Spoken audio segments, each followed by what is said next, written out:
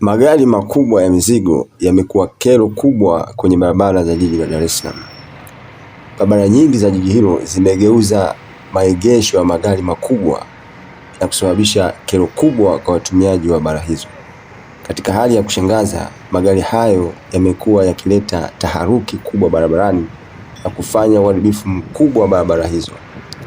Kero kubwa na adha kwa wakazi wa jiji la Dar es Salaam imetokea baada ya magari makubwa kuziba njia maeneo ya Veterinary Tazara jijini Dar es Salaam. Hali hii ilikuwa mbaya kuliko unavyodhani.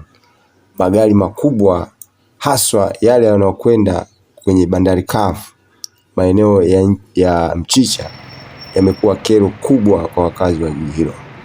Kilichotokea leo kwenye barabara hizo kinashtua zaidi, kwani zaidi ya masaa kadhaa wakazi wa jiji walikwama kwenye maeneo tofauti ya jiji hilo. Hali hii inaumiza sana kiuchumi na kusababisha kudorota kwa shughuli za kijamii.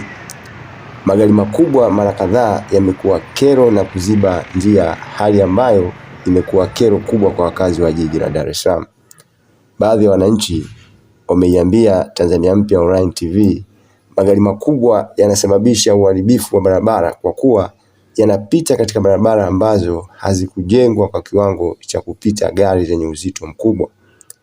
Wanaomba mamlaka husika kuchukua hatua haraka, kwani tatizo hilo linahitaji suluhisho sasa. Kwa habari za uhakika na zilizofanyiwa utafiti wa kina, usisahau kusubscribe, kushare, kulike, comment na kubonyeza kengele.